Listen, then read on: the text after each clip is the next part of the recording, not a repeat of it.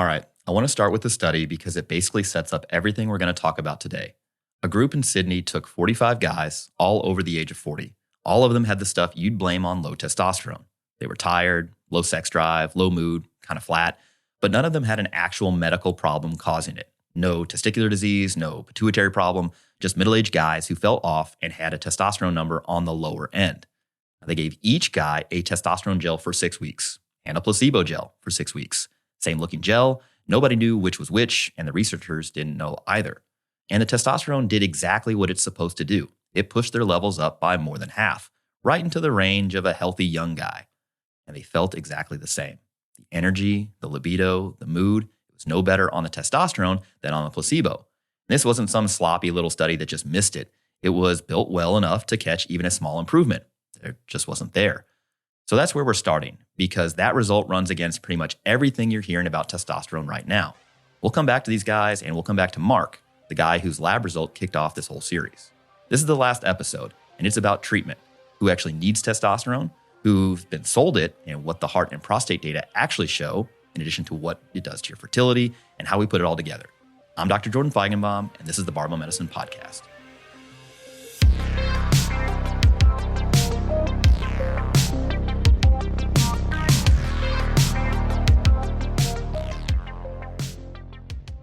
And here to close out the series with me, my co-author and the better looking half of this book, it's Dr. Austin Baraki. What's going on, man? Wow, that's high praise. I think that's the first that sort of compliment has come out, so I'll take it. Well, yeah, the second most handsome doc. Like, it's not me, guys. Like, this is like a if you know, you know thing. If you're a longtime Barbell Medicine listener, you know the inside joke. And if you don't, I'm not telling you to go back to episode 1. I think we're in I am. Yeah. go back to the beginning. So if you are a new listener, 2 things here. We are physicians. We spent close to 2 decades now at this point, turning clinical research into something you can actually use without a medical degree. At least that's our hope. And this is part 4 of our 4-part series built around our new book, Signal, which talks about testosterone and what that number really means to your health and what to do about it. Episode 1 took apart the broken testosterone industry and the myth that men's testosterone levels are collapsing generation over generation. Episode 2 was the machinery, how the hormone actually works, and why one lab value is just a starting point and nothing more. Episode 3 was the stuff that most commonly drives the number down. Increases in body fat, poor sleep, and what happens when you're hammering your training while not eating enough. Today, we're going to talk about treatment. Now, every episode does stand on its own, but if you want the full story, we'd recommend starting at episode 1. So we're going to talk about who needs testosterone replacement therapy, what are the options, and what are the risks versus benefits. But before we get to how you treat this, we got to be clear about who the treatment is for. Now, the current medical system gets it wrong in both directions. Men who are genuinely testosterone deficient, who don't get treatment, and men who get a prescription without a full workup behind it, so inappropriate prescription.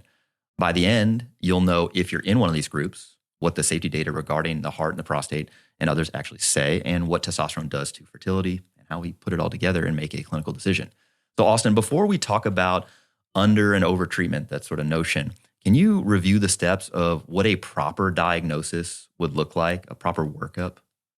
Sure. Yeah. As with most medical conditions, a proper diagnosis or a proper diagnostic journey starts with a physical and a history. And I would say the vast majority of my kind of diagnostic pathway is placed in the history for just about every condition, and that includes concerns about testosterone deficiency or hypogonadism. And there are some elements of the physical exam that can be useful in particular situations here. But the diagnosis itself requires the presence of symptoms and a confirmed low blood level.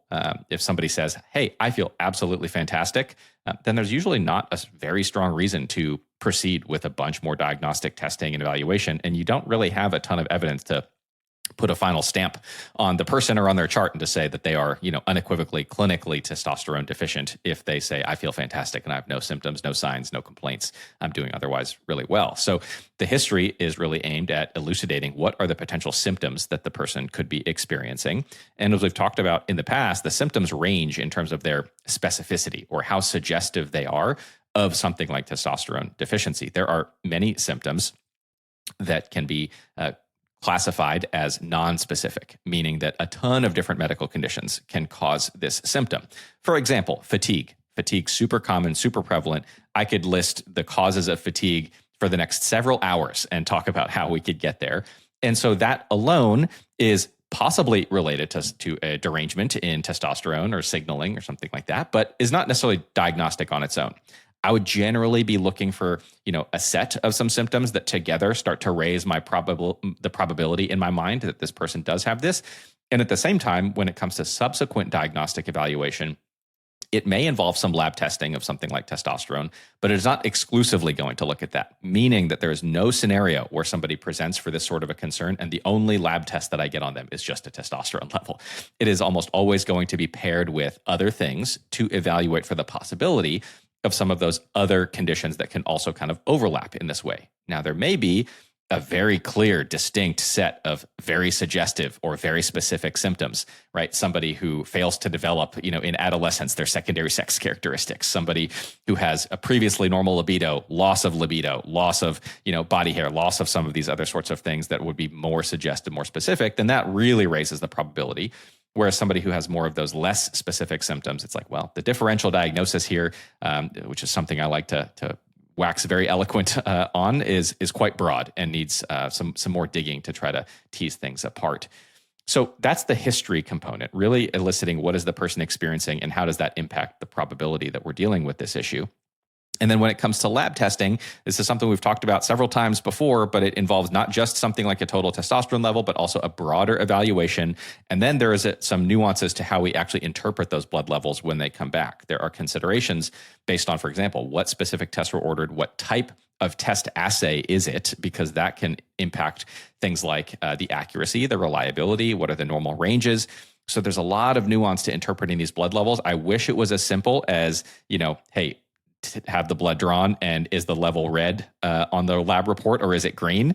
A lot of patients do this on their own and they think that they're able to definitively make a diagnosis that way. Not quite so simple in the vast majority of cases. So overall combination of history, symptoms, signs, as well as supportive lab evaluation that needs to be sufficiently broad to determine, is this just testosterone deficiency? Is this multiple hormone issues? Is this a non-hormone issue altogether?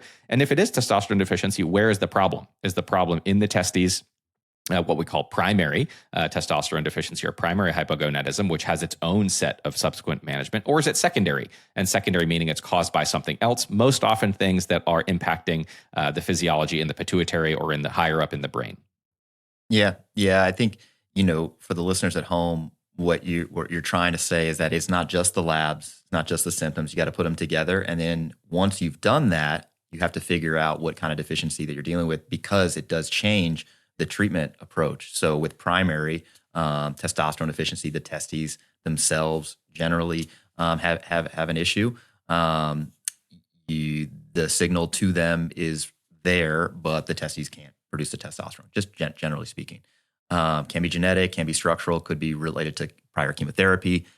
This, to my mind, tends to get caught more often, meaning there's less ambiguity around what's really going on here, compared to secondary testosterone deficiency, where the testes have the potential to function normally, but they're not getting the signal. The luteinizing hormone, the follicle stimulating hormone are either low or inappropriately normal when they should be elevated, basically screaming at the testes, hey man, do your thing. Yeah. That tends to be the most common pattern today, primarily driven by the rise in obesity, specifically visceral adiposity. So that's the fat around your internal organs, but also things like poor sleep, opioid use, prior anabolic steroid use. All of these things can cause this sort of secondary deficiency. To that end, it is often reversible, which some people might take to mean, oh, cool, that we don't need testosterone then because we can reverse it theoretically.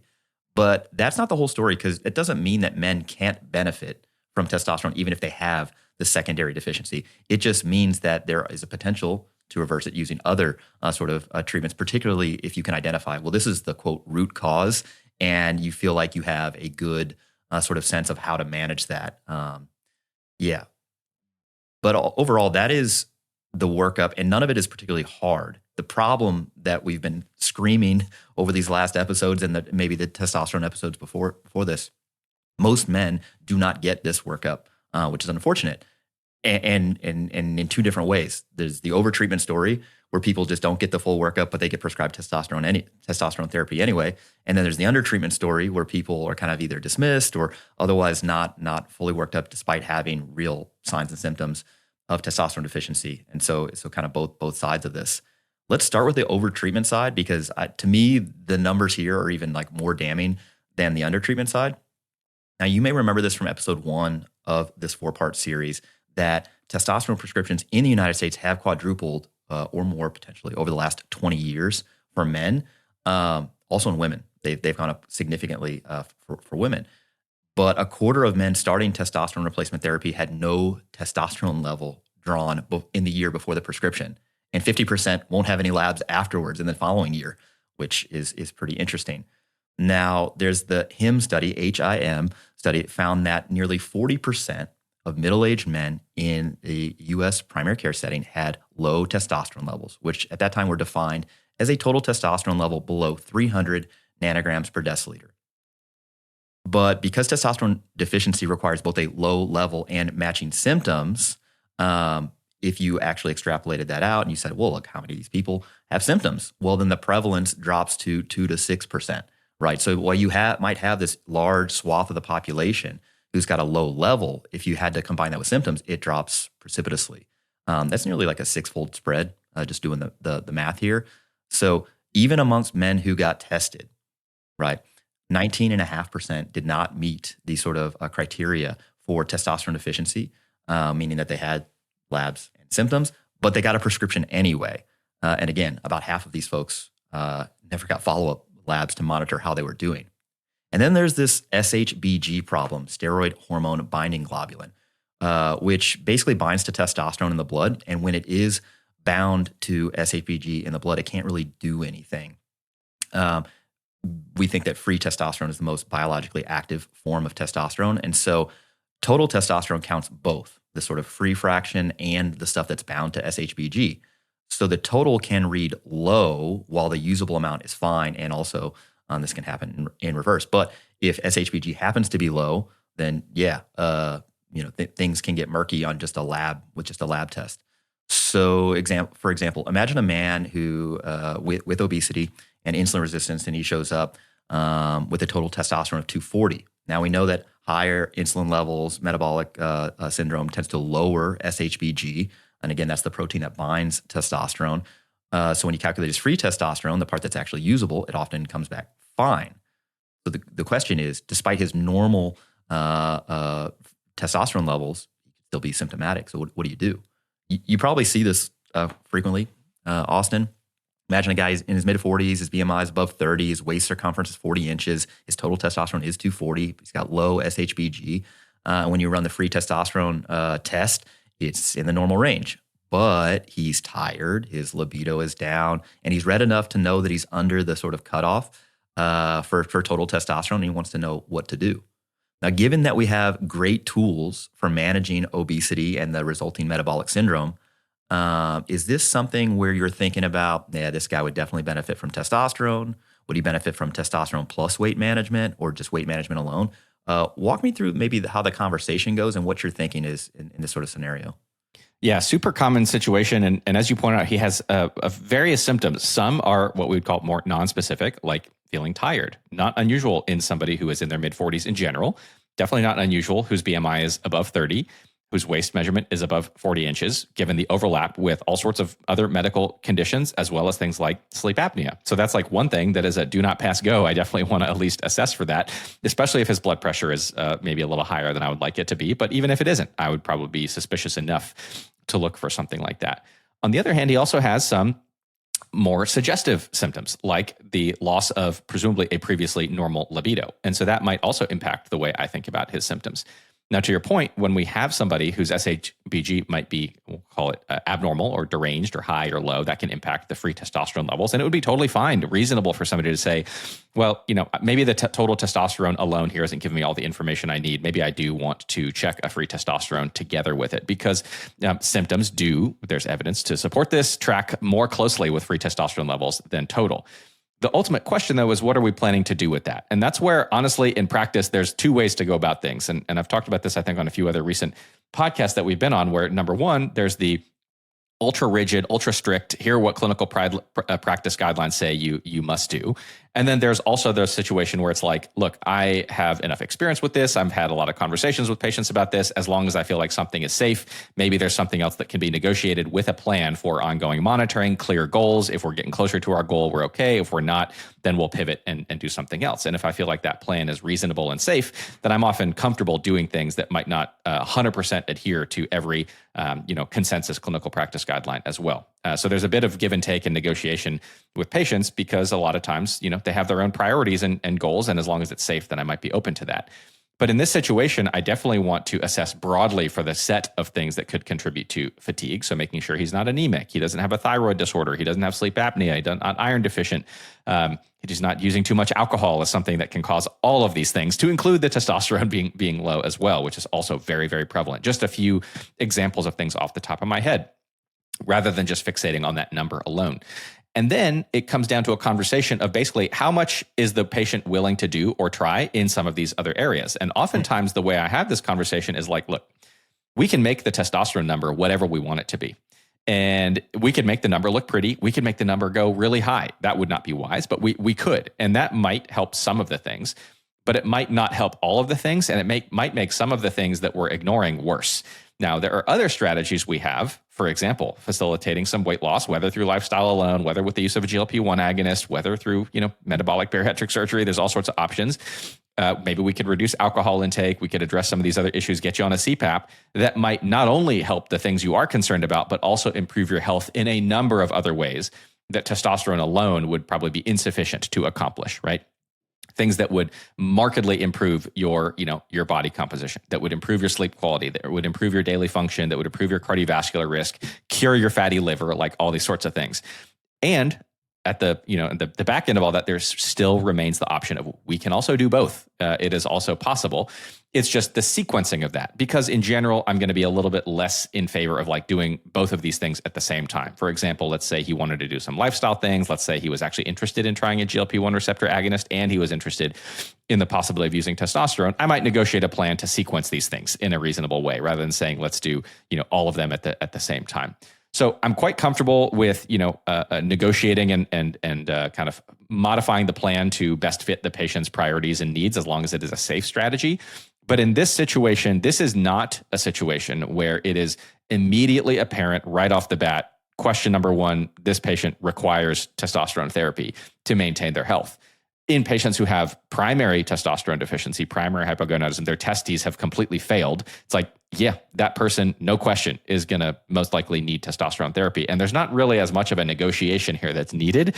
This is a situation where it is plausible enough that through a variety of lifestyle measures or other medical measures, we could not only improve the testosterone, but a bunch of other things, and this could be potentially reversible, that some people are willing to try that. There are a lot of people who would say, I would rather try all that than commit to this therapy. And some people would say, no, I'm only willing to go so far, but that's not something I'm willing to do. And so then how can we negotiate from there to give you the best outcome we can? Yeah, no, well said. All right, you wanna take a trip down speculation lane with me? Maybe a hot take? Let's go. So there are obviously new clinical trials that are being registered daily, and a lot around GLP-1s and with respect to new agents coming out. So I do wonder if at some point we're going to get the trial that I want to see with respect to this question. We'll call it the tirzepatide and testosterone trial, a new version of TTT. And so you got one group who's on tirzepatide plus placebo, another group that's on tirzepatide plus testosterone, and then a third arm that's just the control, placebo plus placebo. Right. And these are individuals with excess body fat, so individuals with obesity. And what I would like to see is if the agents are additive or synergistic potentially, or if there's no real additional gain, right? Because if we assume that, one of the primary drivers of testosterone deficiency, particularly secondary testosterone deficiency, is in fact excess adiposity, then you just treat the excess adiposity and testosterone levels restore, and you don't have any of the potential side effects of testosterone. That said, I think that there are some unique benefits to testosterone related to where body fat is stored, loss of visceral adipose tissue in and of itself, obviously lean body mass, this, that, and the other. And so my prediction, this is the speculation lane that we're traversing together. My prediction would be that the combination would be better, not only for just overall weight management, but also like body composition, general quality of life. Yes, there's some additional side effects because now you're using two agents, but that would be my prediction. Are you on board with that prediction? Maybe that's a tepid take, not a hot take. No, I think that would be a reasonable kind of thought. I would find that study super interesting as well. I would just add a fourth arm of testosterone plus placebo. Because then it would help to answer definitively the question of like comparative efficacy between one or the other, and then that compared with it together. Because a lot of people have very strong opinions about one or the other.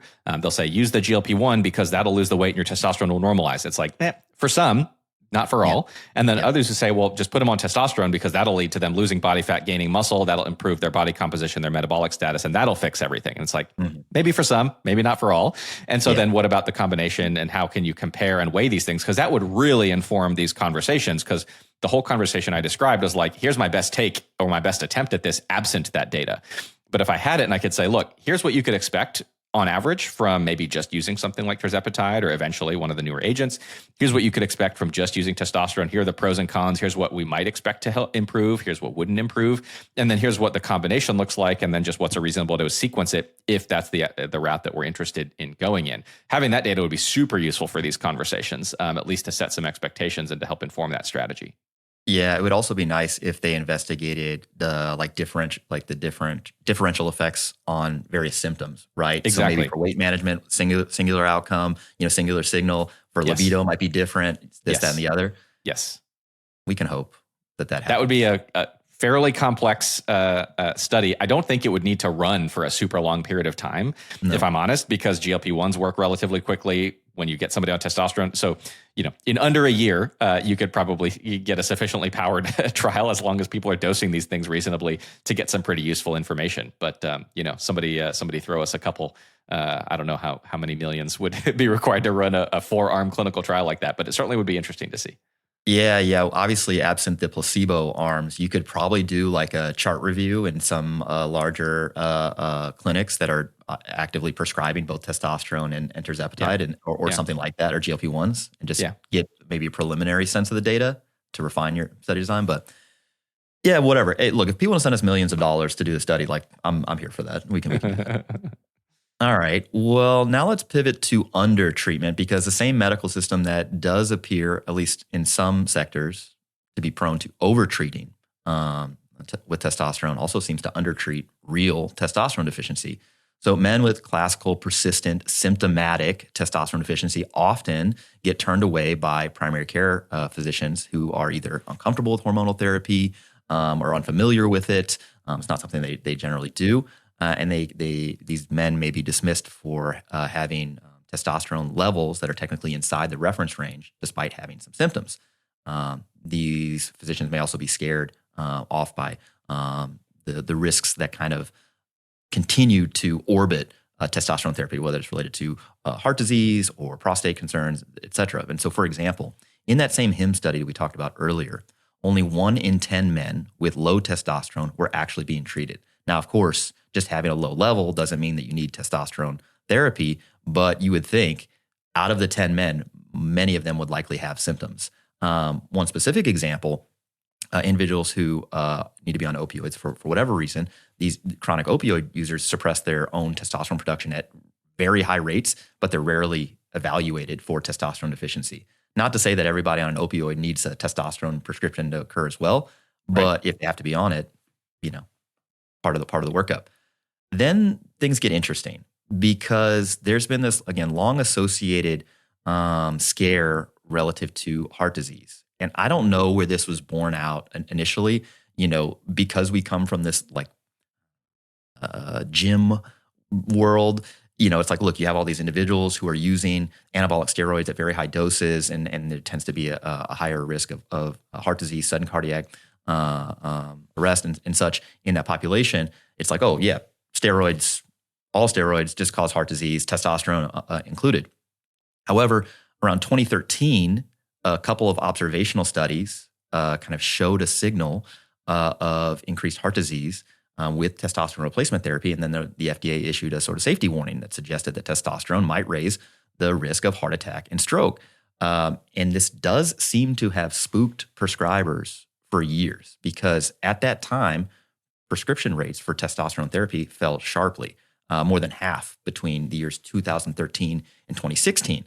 And there wasn't a real trial that addressed this question, at least partially. We'll talk about this a little bit later, called the Traverse trial. That didn't come out until almost 10 years later. But a couple of other things happened during this time frame. One, there were a number of lawsuits that came out against Androgel that started in 2014. This is a topical form of testosterone therapy that got combined into a single federal litigation case. There were 25,000 claims or more against various producers of topical therapy for testosterone, most of them alleging that heart attacks and strokes were tied to the drugs. Also, low T direct-to-consumer advertising that sort of built this market fell in 2014, nearly disappearing the same year that the FDA warning and the lawsuits started to hit. The advertising had been pretty substantial up until that point. AbbVie, for example, a pharmaceutical company, spent in the neighborhood of $75 million in 2012 and $65 million in 2013 promoting Androgel. And the testosterone market peaked around $1.6 billion in 2014 before the decline. So it seems like the FDA's position predated the scare. As far back as 2000, the FDA had told AbbVie that the marketing around Androgel for age-related low testosterone, which I don't really like that phrase. Yeah, don't love but that. They said it was misleading. I'm not sure which part of that they said was misleading, but particularly because the drug at the time was only approved for testosterone deficiency from an identifiable cause. And so I guess the question to you, Austin, is do you agree that testosterone deficiency is genuinely undertreated? And if so, why do you think that's the case? I do think it is undertreated, and which might sound like a paradox compared with the last section, because I think that both of us hold the opinion that it is both overtreated and undertreated. It's essentially like misdirected, and interesting to review that history. It's almost like testosterone therapy. It's almost like the men's version of the WHI phenomenon of after that came out, and like prescribing rates dropped precipitously, which would both affect those who were on it and didn't need it, but also those who were not on it and did need it in problematic ways. And so, if I obviously work in a general medical setting, I train junior doctors and residents, I work closely alongside colleagues. And, all of the time that I have been doing this and all the time that I spent, for example, putting together our testosterone course and our educational material and finding out, in real like nitty gritty detail, what do the clinical guidelines recommend? And in particular, what sorts of populations are at risk and should be potentially tested in like a case finding sort of way. So as an example, you mentioned the prevalence of this in patients who use chronic opioids, who are also at risk of other consequences related to this. For example, like osteoporosis, higher rates of that in that population, something that is both directly caused by testosterone deficiency and can be, improved through effective treatment thereof. So that's just like one example. Patients with all sorts of other forms of, advanced chronic inflammatory diseases and things like that have a high comorbid prevalence of this sort of condition. And again, it's not to say that, automatically it's just look for low number, make number look better, but rather that I cannot think of really almost any of my trainees or colleagues or anybody who I'm surrounded by most of the time who would be very familiar with this or who would be actively doing this on a regular basis. Even in people who report symptoms that could be suggestive of this issue, that is not something that tends to come to front of mind for them. As I've described before, I spent some time working with HIV, and AIDS populations, and that's where I've seen the all-time lowest testosterone levels that I've ever seen of literally zero in somebody who should not have had a testosterone level that low. And I remember, in retrospect, it's like that resonated so much for two reasons. One, that the level was so low, but number two, it's like, oh, I didn't see levels checked that often in any of these patients.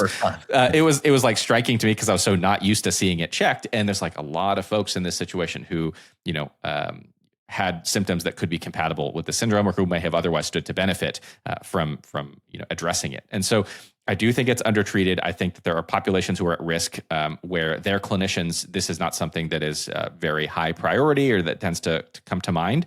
And I think, it's interesting that we have this series back to back with the menopausal hormone therapy sort of series just because of how much interesting, overlap there is, or some degree of commonality between the two of, a lot of symptoms in that context that have either been glossed over, brushed off, not directly addressed, treated with, therapies that do not directly address the problem necessarily, compared with, just like using the hormone therapy appropriately, dosed properly, when it is safe, properly monitored, things like that. Because in all those situations, it is like quite safe when it is being used properly. And so I think that that's kind of where our argument is that it is neither undertreated nor overtreated, but it is both. It's almost like this therapy overall is just kind of like misdirected. If we could just like shift the window of like who is on this, I think that overall, the health of these populations would likely improve by not using it in people who shouldn't be or don't need it, or for whom, the risk is greater than the benefit, which really that comes down to just like, are you using anabolic steroids? And then helping those who are actually clinically, deficient and who would stand to benefit from replacement to physiologic levels, but not necessarily pushing them higher than that. Yeah, no, well said. I do wonder, like, how much of this is a training gap versus fears. Ultimately, you think about what happens in clinical practice and why it happens. People end up, clinicians end up doing things they're very comfortable with, what they know. They practice how they know. Otherwise, what are you doing? Yep. And it is interesting thinking back to at least my own education. I think we had obviously very similar educations, given the fact we graduated a year apart, same school, whatever. Mm-hmm.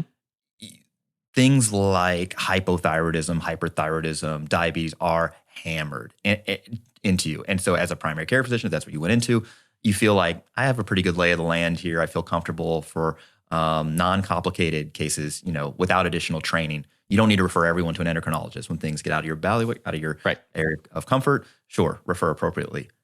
That is not the same case when it comes to testosterone deficiency, with menopause or whatever. And so I can't tell if it's because there were too many uncertainties, like when we went through our training, and there still remain many uncertainties today. And so, if you're an instructor, you're like, I really can't talk about testosterone deficiency to the same level as we can about hypothyroidism because there's just more unknowns. And instead of half of the things you learn today being out of date by the time you graduate, 75%, we don't know. Yeah. So I don't know if it's that, or if it's a stigma thing, or if it since a lot of the learning happens in residency, mm-hmm. because those individuals are even further removed from, I don't know. What's the cause here? Yeah, I think that some of these like earthquake events in medical practice, like, we've talked about in the women's arena, the WHI, take obviously now 20 plus years to really start to get shaken up a little bit more. I think some of these things around testosterone, especially as it relates to these concerns about cardiovascular risk, which, the more we look at carefully dosed trials, we're starting to see less and less of that as a concern when it's being used properly, as well as probably hearkening back to, I don't know, maybe like the home run races and the really massively juiced up baseball players. That was kind of awesome to watch when we were growing up, but that was not a clinical scenario that we were looking at there.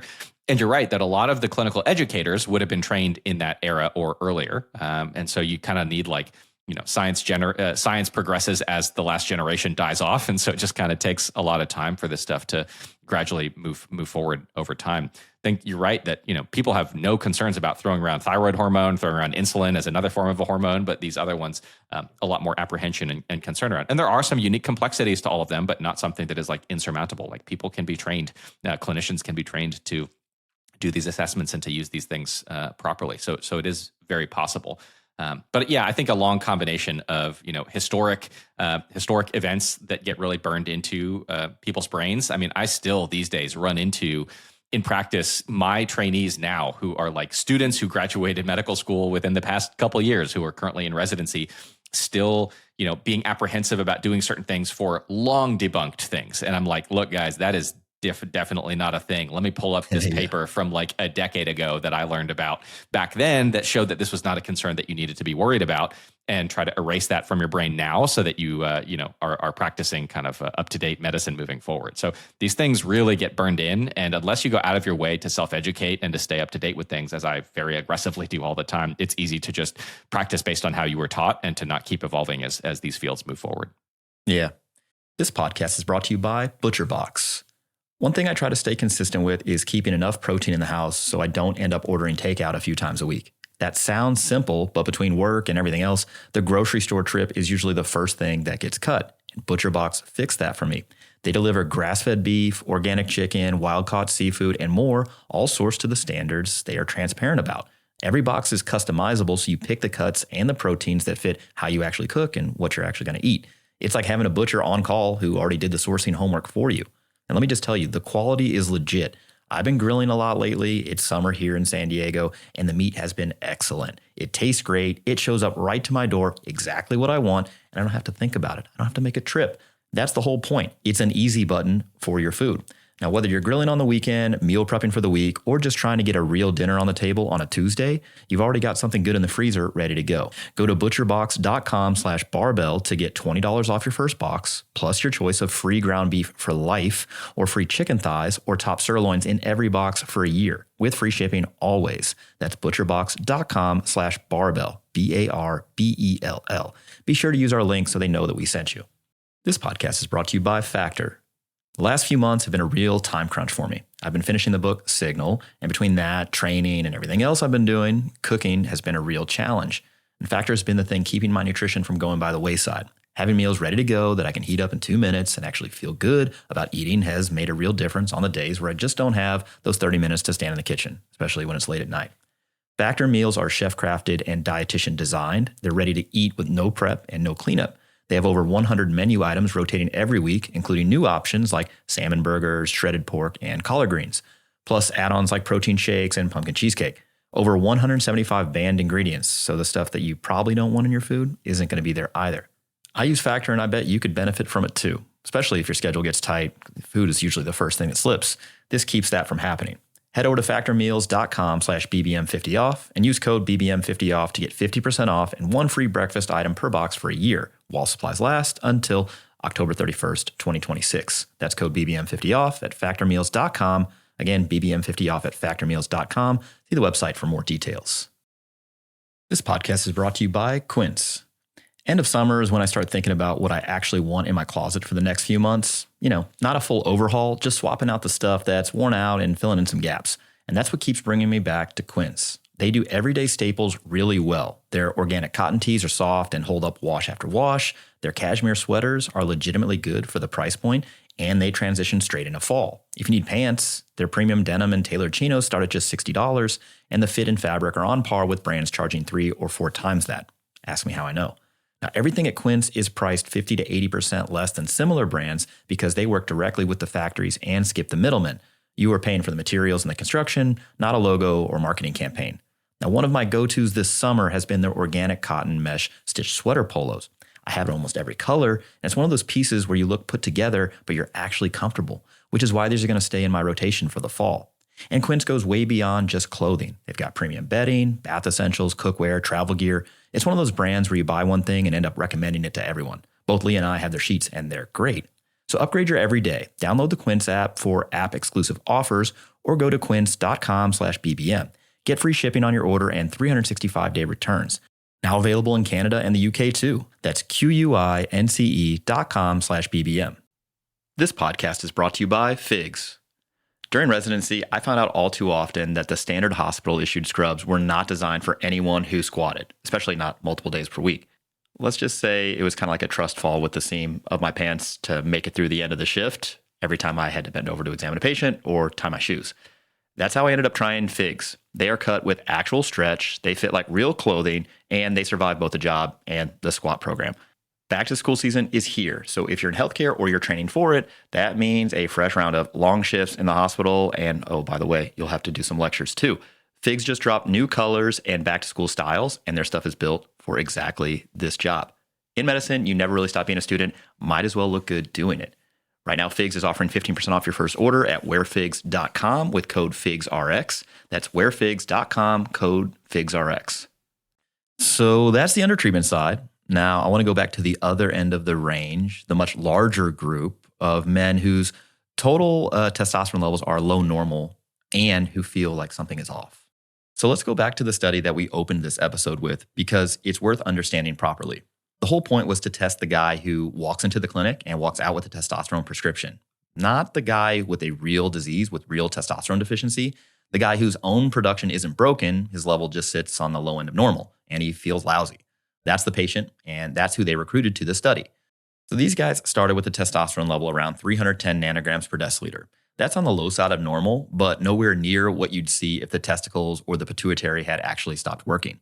The gel pushed them up to around 510, which is solidly into the healthy young man territory, right in the middle of the range. Their DHT went up, their estradiol went up, all the downstream stuff you'd expect. So the hormone was absolutely getting in and absolutely doing its job. But their symptoms, they didn't really change. The main thing they measured was each guy's own biggest complaint, whatever brought them in, scored over the past few weeks. Their energy levels, no real difference between testosterone and the placebo. Their sexual symptoms, same, no real difference between testosterone and the placebo. Then they ran the whole stack of quality of life questionnaires on top of that. Physical function, mood, sex, well-being, prostate problems, the works. 22 different measures. Exactly one of them favored testosterone, and the authors basically said, yeah, run 22 tests and one of them is going to look good by accident. That's not really a signal. That's just p hacking. It's noise wearing a lab coat. And here's the part that makes this study matter. This was not some underpowered little pilot study that missed a real effect, because each guy was his own control on the hormone and off of it. The design was actually really sensitive. It had over a 90% power to catch even a moderate benefit of testosterone compared to placebo.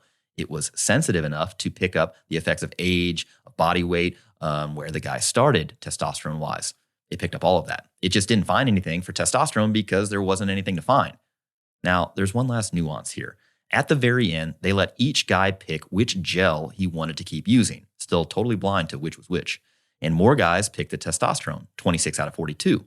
So you could squint at that and say, look, they liked the testosterone, but it wasn't even statistically significant, much less clinically significant. And the authors are honest that this phase was the weakest part of the study, way less powerful than the main trial. The solid finding is the big one. If you take a guy with low normal testosterone levels and you raise them, his symptoms don't really do anything on testosterone that the placebo also doesn't do. Now the caveats. The study was only 6 weeks long. It was only with 45 guys, all of them without actual testosterone deficiency. So this does not say that testosterone doesn't work for a guy who's genuinely deficient, the guy with real testicular or pituitary failure. For that guy, testosterone replacement can absolutely be life-changing, full stop. What it does say is that when your body is already getting a good enough signal from testosterone, adding more just moves the number on the lab and leaves you feeling just about the same. And that low normal guy, the one who feels nothing, is exactly who's getting a lot of the prescriptions. I can't say enough about how this type of clever design is exactly the kind of thing that can be super informative. And again, we're not here to debunk the idea that testosterone can help people, right? It's that when it is appropriately used and dosed properly in people who are, clinically deficient, certainly can be life-changing. I've seen it many, many times with folks.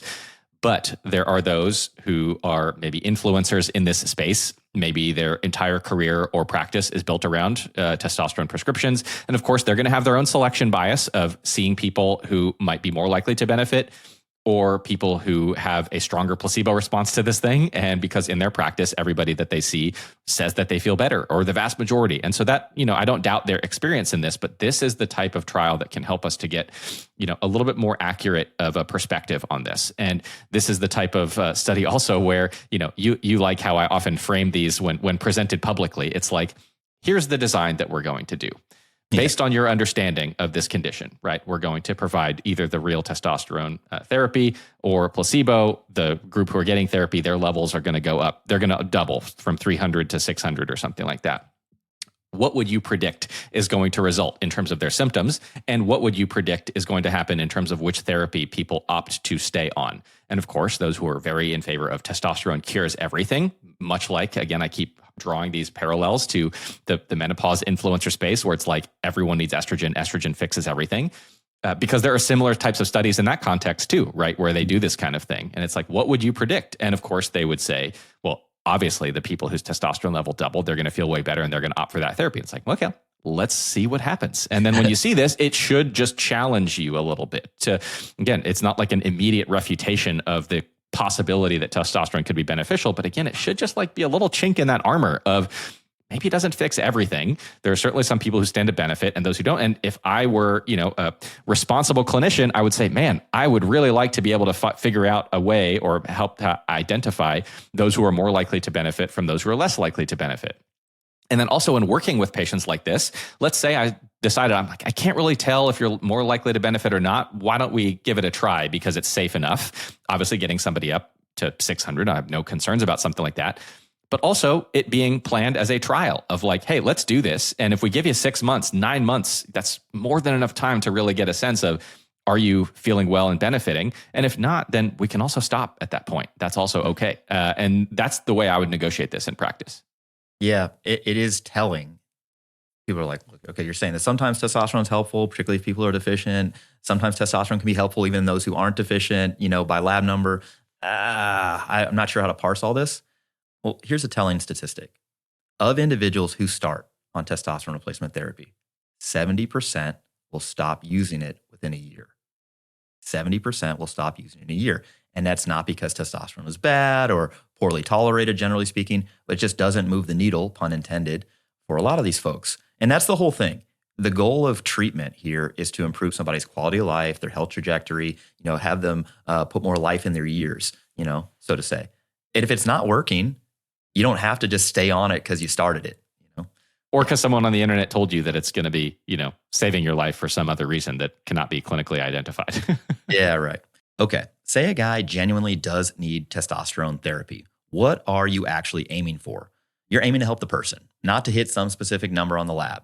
The current guidelines say the same thing here. Get him somewhere in the middle of the normal range, measured halfway between doses. You call it 450 to 600 nanograms per deciliter. So a guy sitting at 550 in the middle of his cycle is being treated correctly. But a guy who's sitting at 1200 isn't being really treated, he's being juiced. And the "will optimize you to 900" thing is mostly a sales pitch based on the assumption that higher is better, which isn't necessarily true. And here's something that almost no one tells you. The testosterone people actually get prescribed is often not the testosterone that's been studied. There's this regimen that's kind of fallen out of favor, for example. You get 200 milligrams of testosterone injected every 2 weeks, and it physically cannot hold you steady. You shoot up to like 1,400 in the first few days. You're super therapeutic. You feel amazing. And then it craters down into the basement by the end of 2 weeks where you're genuinely deficient, feeling worse than when you started. It's a roller coaster, and you're basically microdosing a breakup with yourself every 2 weeks. Nowadays, most men will get 1 or 2 injections per week to limit the massive swing, though many of them are on the wrong dose. Now, there was a real-world study of this in over 9,000 guys on testosterone, and their average levels landed around 800, way up near the tippy top of the range, not the middle that the guidelines actually call for. That means that a significant number of these guys were super therapeutic, well above normal, kind of like a mild cycle of PEDs. And the monitoring is somehow even worse than the dosing. The VA looked at this, and only about 3% of guys who started testosterone got the full recommended workup beforehand. 3%. So nobody's drawing the initial labs, and the follow-up labs are pretty bad too. Over half of folks who start testosterone replacement therapy will not get labs in the next year, which means the sky-high levels and the side effects just cruise along, potentially unchecked. So when some guy tells you that testosterone changed his life or that it did nothing for him, honestly, neither one tells you much by itself. Not unless you know his dose, you know why he started, and you've seen his labs. Otherwise, all you're hearing is a story. So Austin, let's think about this. You got 2 different patients here. I want to kind of compare and contrast. First, you got a new patient. Total testosterone is 480. Pretty much in the center of the range. No specific symptoms, but they're like, look, I got to be 900 because that's the number he saw on the internet. He wants you to help him get there. Second patient is a guy who's already on testosterone from some clinic who shows up wanting a second opinion. How do you run the sort of optimize me conversation without either one feeling like they're being dismissed? Yeah, challenging conversations, but certainly ones that I've had with folks before. I think a lot of this relates to people having a relatively poor understanding of lab measurements here, and really not noticing that these things can be super variable. And so, viewing the 480 as like it almost becomes their identity of like, this is just lower than I want it to be, and therefore, I must fix this, without realizing that like, hey, if I just check this like tomorrow or yesterday, we might have gotten like a significantly different sort of level. Now, some of that variation might be a bit more muted once you are on therapy, because it is just kind of like a steady, predictable, kinetic kind of decay across the dosing interval, meaning that you inject your dose and it's going to kind of they'll spike and then gradually decline before the next one. But some of this depends on what their dosing interval looks like and when we're checking the lab. I think that pulling back from this and just trying to get a sense of like, well, what was the original reason you started on this? What has been the result of that treatment? Did you have suggestive signs, symptoms that are now better and like back to normal? Did you ever have any signs or symptoms? Like, was this appropriate in the first place? Like, what is the goal of therapy? And then what are we trying to accomplish by achieving a level of 900? Because, hey, I could potentially achieve a level of 900 by just like having you go in and get your level checked like an hour after your dose. You know what I mean? It might be as simple as like just check it at a different time and boom, we've achieved your goal. And so putting that into context can be helpful of like, what was the original indication? What are the goals? Are we meeting those goals? And what remains to be achieved by hitting this number? Once you put that in perspective, then people who are, I would say, reasonable in this conversation, or who have just purely like clinical goals, meaning like just health and getting things to where I want them to be, they're generally on board with this sort of framing. These levels are not everything. Different people have different sensitivity to the same level of hormone. And if you're feeling well, doing well, performing well, recognizing that, hey, we're probably in a good enough spot. On the other hand, there are some people who are just going to be ultra rigid and say, I have to get to this level, which getting to the bottom of that involves probably more, psychology than I might be willing to get into with them. And so then the question is like, well, how is that being measured? And is it going to require you to get very super physiologic to get there? In which case you're just asking me if you can go on, anabolics, go on PEDs. And it's like, well, you can do whatever you want.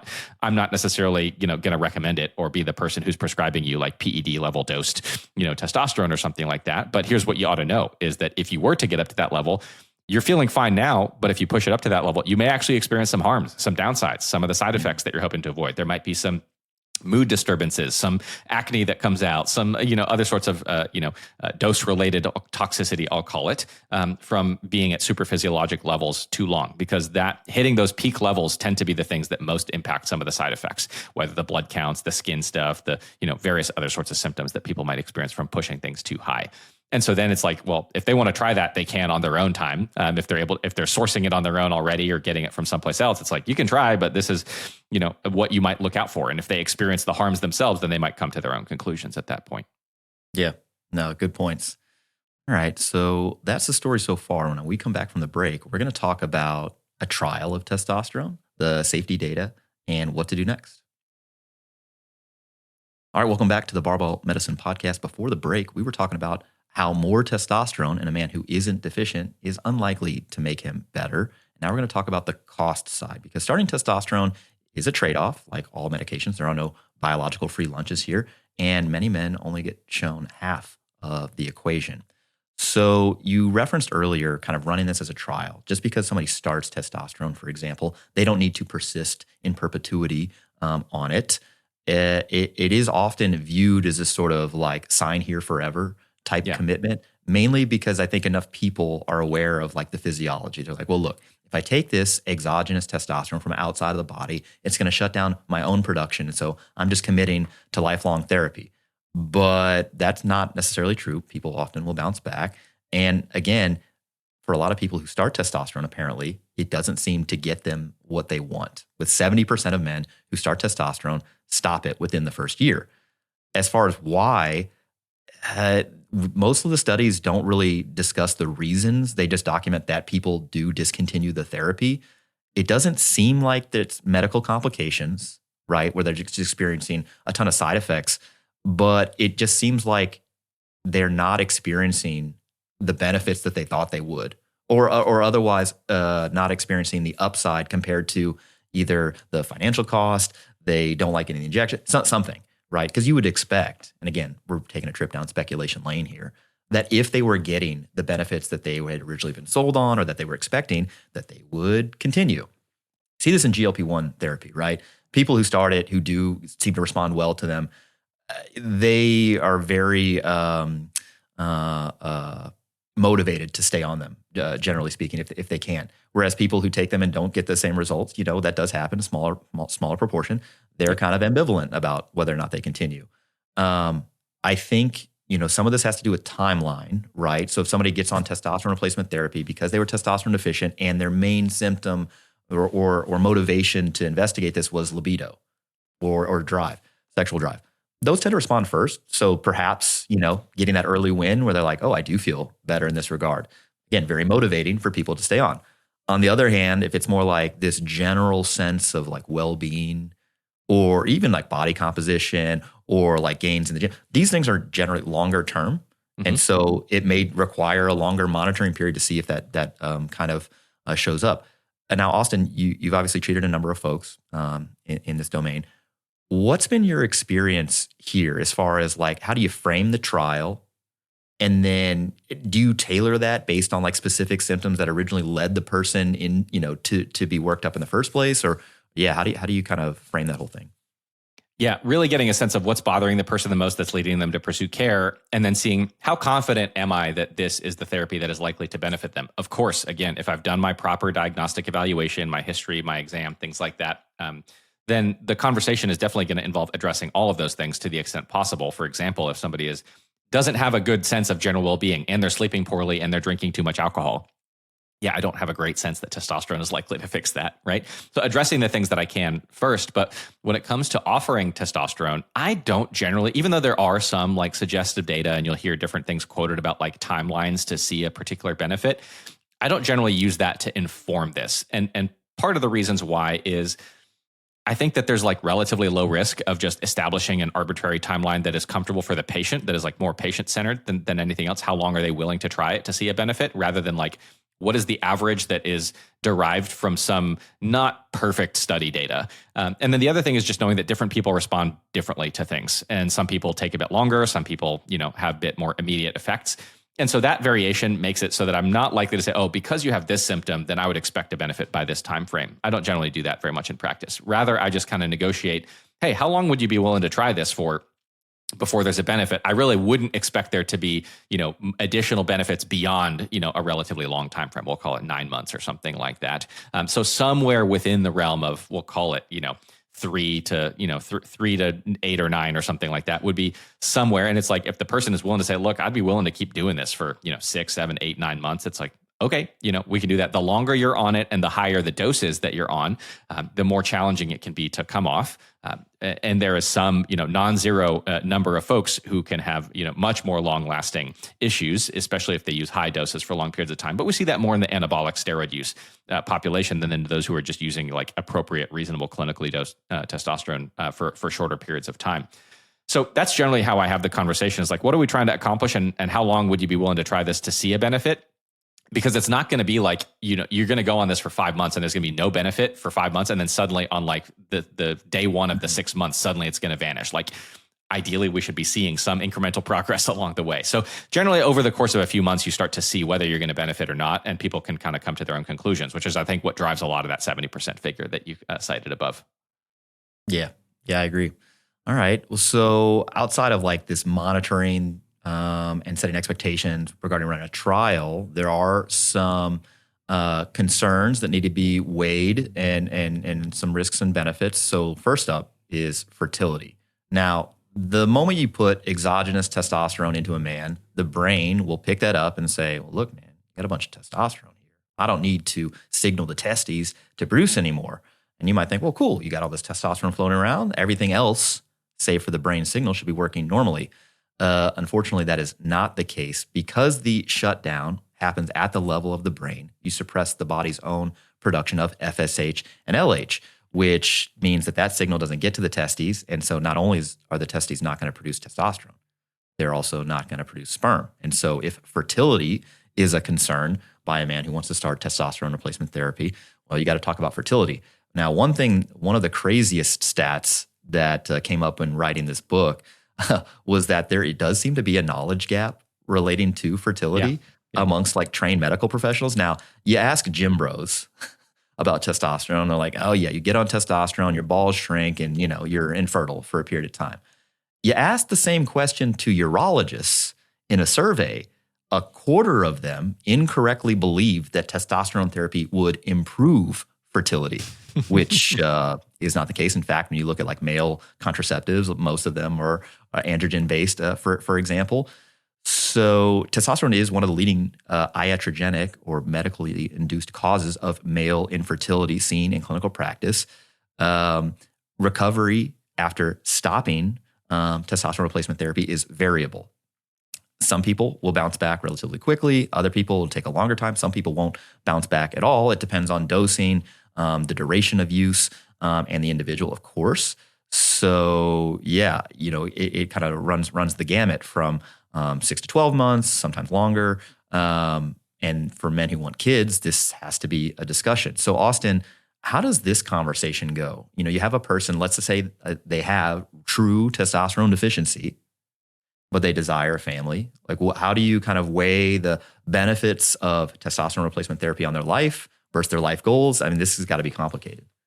It really is. And it depends on what the symptoms are and how debilitating they are. But really, if once somebody says that they have a desire to maintain fertility, then the option of using testosterone therapy alone is generally not going to be recommended for that person. It doesn't mean they can't use it, but there are some other strategies that may need to be used either instead temporarily or in conjunction kind of along the way. And this is getting into a little bit more advanced stuff that I'm generally not doing on a super routine basis. Sometimes these folks are also working with other types of specialists, whether from the urology, kind of andrology, infertility realm, or endocrinologist or things like that. But it's something that can be done by somebody who wants to manage some of these other medicines. So again, testosterone alone, not ideal, should not be done on its own in this situation. That would worsen the fertility concern, but can be combined with the use of something like HCG, which can deliver direct stimulus to the testes to maintain fertility either on its own or together with testosterone therapy. And then there are sometimes also folks who will, instead of using testosterone or HCG, they'll use something like clomiphene,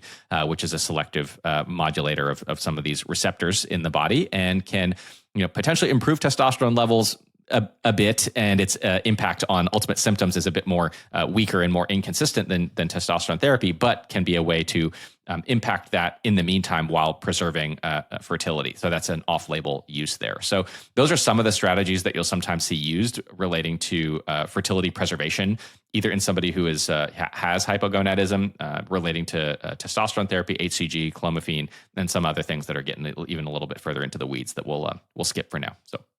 Yeah, genuinely an interesting space. You would think with how many men desire testosterone replacement therapy, whether due to real symptoms or other perceived symptoms, right? But then there is this fertility concern. You would expect something to come up that does all the cool stuff testosterone does, allegedly or otherwise true, that also doesn't compromise fertility. But to date, not a lot of great options here. There are other safety concerns that often get brought up, some of them real, some overstated. Let's start with perhaps the most concerning one, maybe not the longest lasting one. That's going to be next. But the most concerning one has to do with cardiovascular disease, right? Now, for years, this space, evidence-wise, was a mess. Again, we talked about the FDA warning earlier on. There were some lawsuits. There was a 2010 trial on testosterone therapy. They got halted early because there was an increase in cardiac events in the people getting testosterone. A 2017 study suggested that testosterone therapy might increase non-calcified coronary plaque, which those soft plaques tend to be the cause of heart attacks, for example. But overall, you could sum it up and say, look, there was genuine uncertainty here. Now, you move forward to the Traverse trial. This is 2023, New England Journal of Medicine. It found that in the medium term, right, in a study of over 5,000 men aged 45 to 80, all with testosterone deficiency plus established heart disease or high cardiovascular risk, who were randomized to get either topical testosterone or a placebo. They were followed for 2 years on average. Well, they found that there was no difference in cardiac events between the testosterone group and the placebo group, right around 7% for both. This sort of harm, this threat that sort of haunted the field of testosterone replacement therapy didn't really show up. There wasn't a benefit, but this is more of like a safety finding, not necessarily a win. Now, there's some caveats here, and I think this genuinely gets under-discussed. Most people will point out, there was a slightly higher rate of atrial fibrillation, right? Higher rate of pulmonary embolism, not large, but enough that the statistics picked it up. So here's the thing about the Traverse study that a lot of people skip. It used a gel, not the injections that many guys are actually on. And the treatment group only got up to about 375 nanograms per deciliter at the 1 year mark. And this tended to decline as the follow-up period went on. That's well below the middle of the range that the guidelines aim for. So this is a safety result for guys who are getting gently topped up, which is hard to apply and subsequently give the all clear to some 35-year-old injecting himself up to 900 because he went to a wellness clinic, because that guy wasn't even in the study. Now, from that trial, it's fair to say that at 2 years in that specific group, the heart safety data looks pretty good. Long term, we still don't know. The trial only ran about 2 years on average, and while it's reassuring, it's just not long enough to rule out the stuff people are worrying about. I just don't see that being discussed very often, and so I'm still wanting for more data here. Does that kind of square with your current view on this? I mean, before you answer, like my thought is that I genuinely think people with low testosterone deficiency, are at risk, an increased risk of cardiovascular disease, not because of the testosterone level itself per se, but because of the clustering of medical conditions that genuinely cause low testosterone, whether it's metabolic syndrome, excess adiposity, or whatever. And so I could see that holding up. I just don't know that replacing them necessarily reduces that risk unless all of those risk factors are otherwise corrected from the testosterone therapy. Does that make sense to you? To some extent, I do think it kind of matters how you got there in terms of the testosterone deficiency. You're right that there are a lot of these, very high cardiovascular risk conditions that can increase the risk of visceral adiposity, insulin resistance, diabetes, et cetera. But we also know that the rate of cardiovascular complications rises, for example, in men who are receiving prostate cancer, androgen deprivation therapy. And it's like suddenly their testosterone is taken away. And their cardiovascular risk goes up as well. So I do think that having like really rigorous trials to replace it and show reduction in cardiovascular risk, we would like to see some of that. That's not something that we have a ton of. That would be really nice to have. But I do think it kind of matters how you got there for sure. And so, to your point, I mean, anytime you're interpreting a clinical trial, you need to recognize like, well, who was the population? What was done? What was achieved? And then that is the extent to which you can extrapolate the results. You can, try to extrapolate it beyond it, but your confidence level in applying it to other populations should not be very strong. In other words, you should not feel very, very good about applying this to a totally different population that was studied or to people who were replaced to much, much higher levels, because then that was not something that would have been reflected. You can't say, well, this supports that. It's like, well, it literally doesn't. So you can't say that. Yeah. One of the longer lasting fears, perhaps the longest lasting fear, has to do with the prostate, right? Now, this dates back to 1941, where the study showed that castration actually shrank prostate tumors, and then giving testosterone actually seemed to make them grow.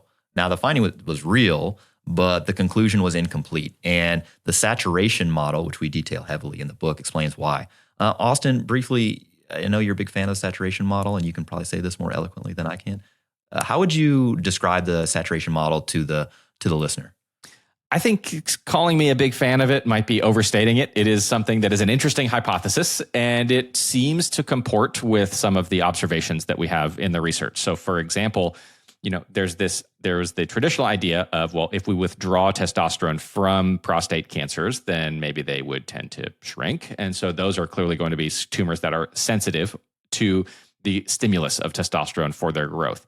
There are also there are also tumors that are not sensitive, that have essentially escaped that signal and grow independently of it. And those are extra high risk tumors because those are much more difficult to treat and almost like autonomously growing and doing their own thing. So those are very high risk tumors.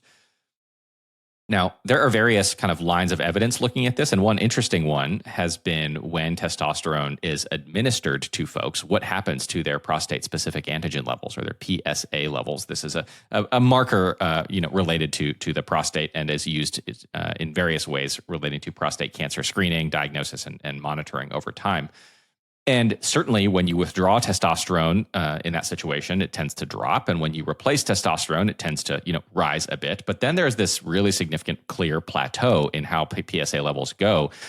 And even when you increase testosterone levels to much higher levels, the PSA does not continuously increase to follow that trend indefinitely. So there does seem to be this sort of plateau effect. And so there is this idea that, again, remains, I would say, as a kind of explanatory hypothesis at that time. I don't think that it's, super slam dunk accepted among every clinician who's practicing in this space, but I found it interesting and again, seems to reflect or comport with some of the other observations in this space that tissues have different levels of testosterone required to saturate their receptors. And this is a phenomenon that we know in many other situations of hormones and their receptors, certain levels leading to hormone receptor saturation. This is also something we see pharmacologically. We know that when we give people certain medicines or drugs, certain doses might saturate a given receptor, and then it might kind of like spill over and start to hit other receptors. We see this a lot in the realm of like psychiatric medicines, where low doses have some effects, medium doses have other effects, high doses have yet other effects based on progressive saturation of different sets of receptors. And so it's an interesting idea that, beyond a certain level, you might have saturated all the testosterone receptors or the androgen receptors in the prostate. And so going up much higher than that would not necessarily confer much, much, much greater risk. And so that would seem to challenge the concern that if we put anyone on any form of testosterone, that it will necessarily increase the risk of prostate cancer. Now, it might be the case that somebody who has an existing tumor that is sensitive to androgens like testosterone, that they might benefit from, withdrawal of that hormone to shrink the tumor, at least as far as the cancer outcomes go. That does not necessarily imply at the same time that giving anybody testosterone will induce the growth of a new tumor that was not previously present. Those things are not necessarily two sides of the same coin. Those are separate arguments. And the latter has not been proven or shown. While the former has, the latter has not, meaning that we do not see, for example, putting somebody on appropriately dosed testosterone, replacement therapy for clinical hypogonadism, that it like suddenly spikes the incidence of previously undiagnosed or not present prostate cancers in these individuals. And that may well be the result of this saturation model as a potential explanatory mechanism. Yeah. Yeah. The testosterone trials and the Traverse trial both found that men on testosterone had nearly identical prostate cancer rates compared to placebo. So that does seem to be a reassuring signal. But some new interesting data has emerged. I want to get your take on this.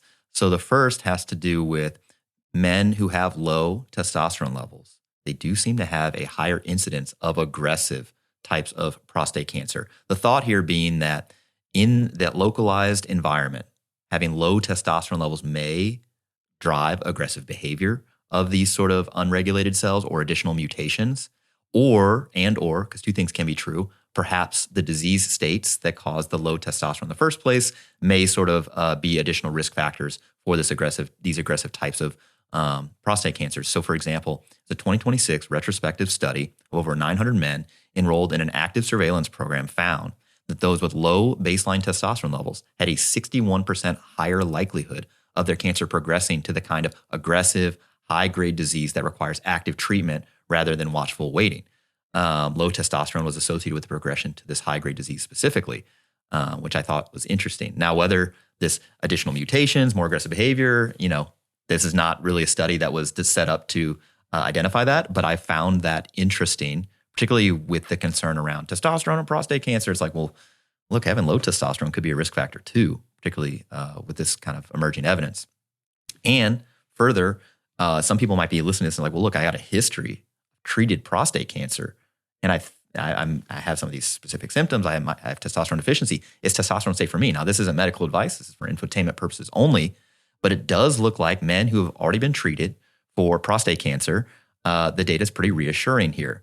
A study of 850 men following radical prostatectomy, so surgically sort of removing the prostate, found that those who received testosterone therapy afterwards had significantly lower rate of recurrence than untreated controls, which again, it kind of goes, it's not that necessarily supports the saturation model in particular, just saying this is more complex and perhaps these risks that date back to 1941, were a little bit misguided or maybe a little too simplistic. Either way, the PSA should be monitored on everyone just to sort of watch for this. What sort of gets your, signals you like, ooh, I don't like this. What sort of change in PSA is something you're monitoring for?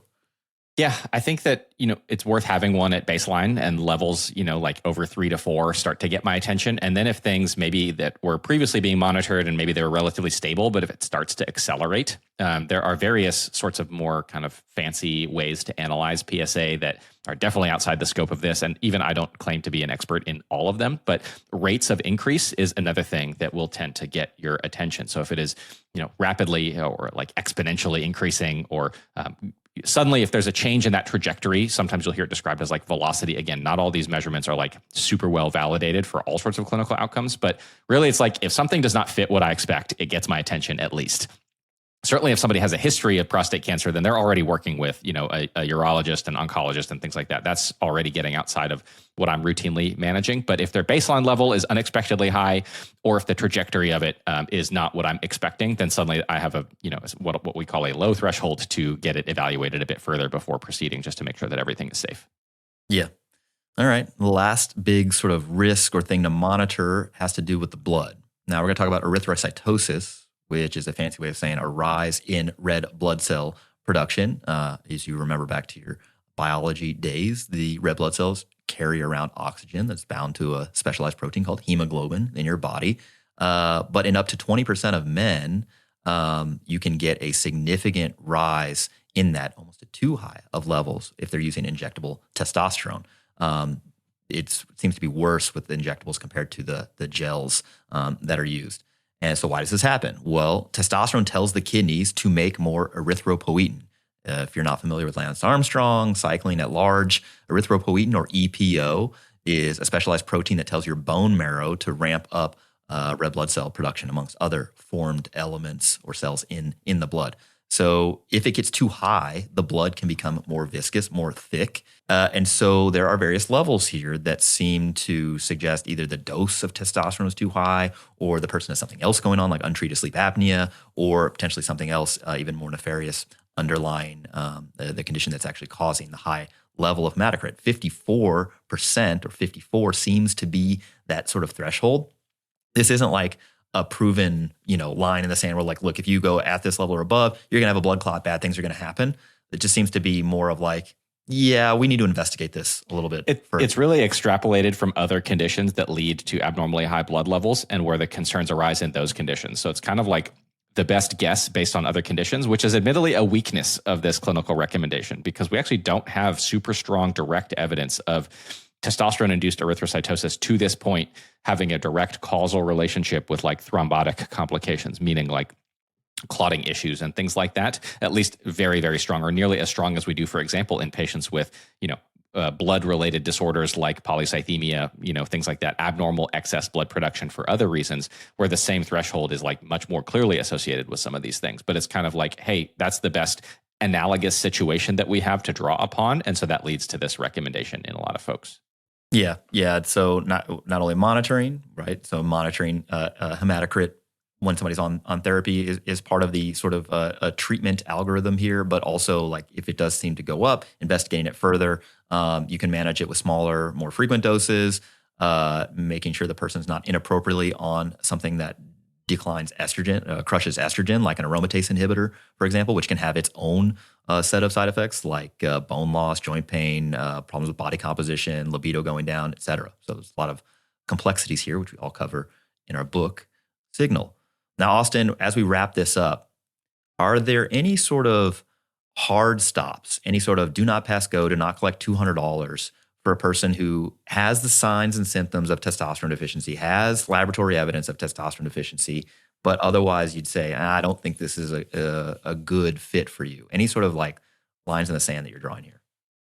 Yeah, there are a few. So somebody who has like newly diagnosed active prostate cancer, or, men can also get breast cancer. There's a few different kind of cancers that would get my attention. Another example would be like one of those blood related cancers that already leads to very high blood. Like these are things that should be managed and under control before we're having conversations relating to testosterone therapy. And when I say having conversations, that doesn't mean just with me. It should be with their, oncologic specialist and things like that. So that's one.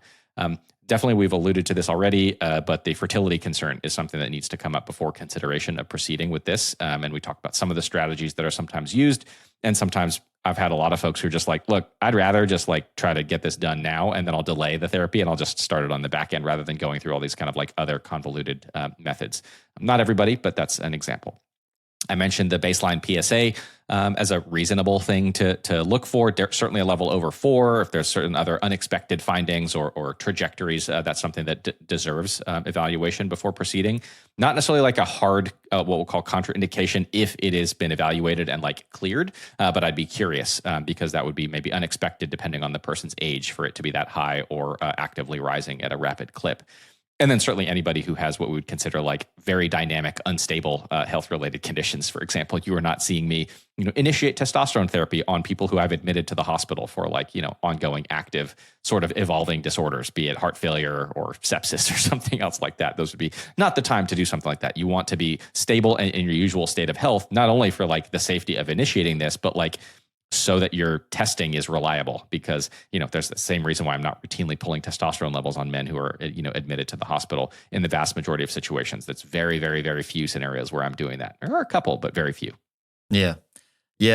So I think we spent 4 episodes this whole arc kind of talking about maybe inappropriate attribution of various signs, symptoms, outcomes related to testosterone. Right? It almost seems like a huge counterfactual, just like 4 episodes deep. But I think we can summarize it as follows. A person who's genuinely testosterone deficient with signs and symptoms and the lab value that supports that is highly likely to benefit from testosterone replacement therapy. A person without specific signs and symptoms, more generalized symptoms, who also doesn't have a low level, frankly low, very, very low, is unlikely to benefit from true testosterone replacement therapy doses, although they may feel better if they're on too high of a dose, because at that point they're just running PEDs at a relatively low level. And then people who don't have the signs and symptoms of testosterone deficiency, who have normal levels, are unlikely to benefit from true testosterone replacement therapy as well. They might feel differently about supraphysiological doses, but that's for an entire other podcast series. Austin, is that the way you understand it? Is that the way you kind of think about it when you're evaluating a patient, whether or not they're going to see benefits or maybe just increase risks from this sort of therapy? Yeah, I like the way you described it there, because really it's, while you're framing it through the lens of testosterone, this whole podcast series, it really is just the broader perspective on how we do things in medicine in general. It's a game of probability when it comes to diagnosis. It's a game of probability. I'm trying to assess what is the probability of this over that until I reach a sufficient level of confidence that you do have this and you don't have that might cross a treatment threshold, right? And that probability varies based on the condition and it based on the stakes, right? So when somebody is critically ill, I might be willing to initiate or cross a treatment threshold and start treatment on them despite a lot of uncertainty, right? Because I'm trying to like save the person's life in the short term. For conditions that have very, very, very low stakes, then maybe you might want to be, and especially if the treatment has some potential risks or toxicities, then you want to have a very high level of confidence before you commit to a round of therapy. So an example of this might be, somebody who has like a super indolent possibility of a super indolent, slow growing, slowly progressive cancer, and you're talking about potentially treating them with some like form of chemo that has some toxicities. It's like, you'd want to be rather sure that this is going to impact their lifespan, their health span before you pull the trigger on that. And this is kind of in between. There are a variety of symptoms that can be related to testosterone deficiency, each of which has a varying probability to be associated with the diagnosis. And then layering on top of that, we have a treatment that can have some benefits and some downsides. And so we're trying to match, like, what's the probability that you have a situation that is likely to benefit from this therapy? And we're trying to just match those. And so that's where there's a lot of gray area here. There's a lot of room for trial and error, some experimentation. It's not as clear cut as people would like to make it seem. And there's also, again, room, when I said trial and error, for like, hey, there's enough of a probability and you are willing enough to try this that we can do it for a set period of time and see if it helps. And if not, we can stop. But somebody else might reasonably say, I'm not as confident that this is likely to be related to that, and I'm not really willing to do that. Let me try some other things and see if it gets better on its own, which again, for a non-zero number of people, it also does. So hopefully that description of like, hey, this is medicine in general is a game of, uncertainty, probabilities, risk management, benefit management, and trying to match the treatment to the patient in a way that is like acceptable to them to give them the best outcome they can. And why there's a lot of room for like, latitude for different approaches to practice here. And that's, I think, something that's taken me some time to arrive at this position compared with like much earlier in your career. You tend to view things as being much more rigid because maybe all you know is the clinical practice guidelines before you've like worked with enough people to see the vagaries of day-to-day practice. Yeah, well said. All right, here's the one idea underneath this whole series and the core message of our book, Signal. Testosterone is an output. It's a readout of what the rest of your body's doing. And if we can fix the inputs, the output is going to look a whole lot better. So if you think about what that means, the stuff that actually raises testosterone in most guys, losing the belly, fixing the sleep apnea, sleeping enough, none of that happens by dumping hormone in from the outside. These things have to be addressed directly versus just chasing the number for its own sake. So we keep coming back to the same order of operations. Confirm that the low number is actually low, figure out what's driving it down, try to fix that first if possible, and then reassess. Save the actual testosterone replacement for the guys who genuinely need it instead of trying to optimize to a particular level. The number itself is honestly the least interesting thing in the room, which brings us back to Mark. Remember Mark from episode 1? He's 45. He's a partner at an architecture firm, working 12-hour days, and over about a year, everything slid. His focus, his energy, his marriage. And he went to a wellness clinic, and they gave him one afternoon blood draw, should have been done in the morning, and he walks out with a total testosterone level of 240 and a prescription for weekly injections. By month 3, as you recall, he starts feeling worse than when he started. He's got morning headaches, his blood pressure's creeping up. Now, we told you back in episode 1, his problem wasn't his testosterone. And in episode 3, we showed you what it actually was: severe obstructive sleep apnea. His airway was collapsing shut about 60 times an hour, once a minute, all night long, plus a bunch of visceral fat suppressing his hormones from the other side. So Mark got a CPAP machine. He says wearing it is like sleeping with a leaf blower strapped to his face, which is fair, but within about 6 weeks, the morning headaches were gone. He was actually sleeping through the night for the first time in years. And once he was sleeping, everything else got easier. He had the energy to train, so he started doing that. 3 days a week, nothing crazy. His relationship with food also got a lot better. Now that he was sleeping, he had less cravings for junk food, and he had the energy to cook. So he started eating better, more protein, real meals made at home. And over a few months, the training and the food brought his weight and waist down, and subsequently he felt better. And then something happened that the TRT clinic never would have done. He agreed to try coming off of the testosterone. Now, here's the thing that people get wrong about this. Your own production doesn't magically switch back on the second you stop, because the whole time you're on exogenous testosterone from outside of the body, it's actively suppressing your own endogenous system in your body. So you stop, and then you wait, and then you find out what your body can do on its own. There's no guarantee.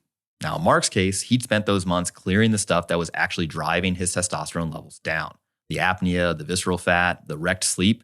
So when we pulled the external testosterone and gave his own system a chance, it had room to work again. His levels came back up. That's the whole series in one guy. His body was sending the signal the entire time. It just took someone reading it correctly instead of immediately reaching for a prescription pad. Okay, before we wrap the whole series, let me give you 5 things to take away from today. Number 1, the healthcare system gets testosterone wrong in both directions at the same time. About a quarter of prescriptions get written without even testing the guy's levels first. And even among the guys who do get tested, roughly 1 in 5 get the script without actually meeting the criteria. Meanwhile, on the other side, among guys who genuinely have low testosterone, only about 1 in 10 are actually being treated. So the problem isn't too much or too little. The problem is aim. Number 2, if you're in that low normal gray zone, more testosterone moves the number, but it doesn't really change symptoms. That Sydney study we walked through, they got guys up to a higher testosterone level, and the symptoms didn't budge versus placebo. And the guys couldn't reliably tell which gel was which. Now, if you're genuinely deficient, replacement can absolutely change your life. But for the low normal guy chasing a number, you're mostly just buffing the chart. Number 3, about 70% of guys who start testosterone are off of it within a year. And that's usually not side effects that are chasing them off.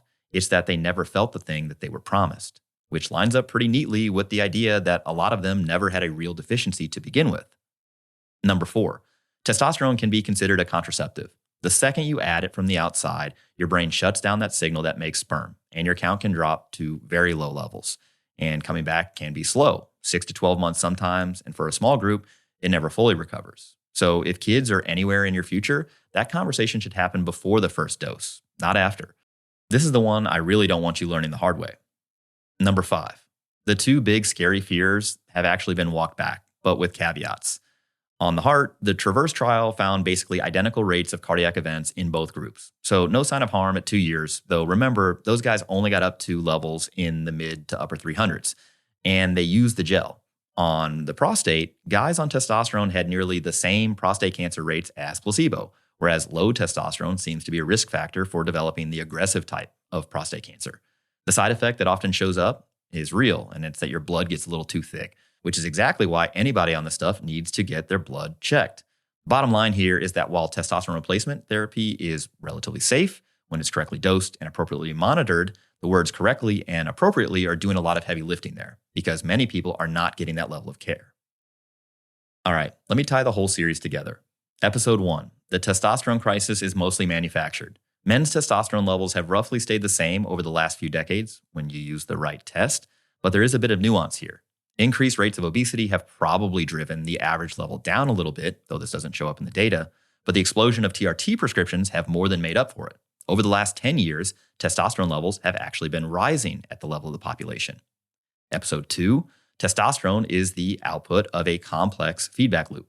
The number itself is often a reflection of what's going on health-wise, assuming that it's drawn correctly. And a real diagnosis takes actual symptoms plus a confirmed low level, not an automated checklist and one blood draw at 3 p.m. Episode 3, what actually drives the number down in most men is their body composition getting worse and a lack of high-quality sleep. Less commonly, men who do a ton of training can also see their levels go down, though this doesn't always cause symptoms. And today, who actually needs replacement, what the safety and fertility data really say, and how testosterone is both under and overprescribed. We still can't draw a clean line from a single blood level and tell you which guy is going to benefit from treatment and which guy isn't. So this takes actual thinking and an actual workup. It doesn't bend to one single cutoff, and certainly not a coupon code. And one thing I should say before I point you anywhere, we definitely have a financial interest here. We sell coaching, we sell programs, we sell this book, Signal. That's the same conflict of interest as the TRT clinics we've spent the last 4 episodes roasting. Here's the thing though, we're trying to be honest brokers of information here. We're trying to do our best to just stick to the evidence. There's no subscription writing on this, nothing in this episode is gated, and we don't make a dime off you believing any particular thing. We don't profit from lying to you, so what we're actually trying to do is give you enough information to make an informed decision for yourself. That's it. With that in mind, if you want the free version of this, there's a testosterone action plan on our website. It doesn't cost you anything. It walks you through the evaluation, the levers you can actually pull. So if you want the whole thing, the full workup, the science, the history, the cases, well, that's in our book. It's called Signal, and it's out right now. If you've got a lab report sitting on your kitchen counter right now and you're trying to figure out what it means, it's the exact person we wrote this for. Both are linked in the show notes and over at barbellmedicine.com. Before you go anywhere, please do us a favor and leave us a 5-star rating and review. It really helps drive traffic to our podcast so we can keep bringing you all the latest nuance in health and fitness. I'm Dr. Jordan Feigenbaum. That's Dr. Austin Baraki, and that's the series. We'll catch you next week and every week right here on the Barbell Medicine Podcast.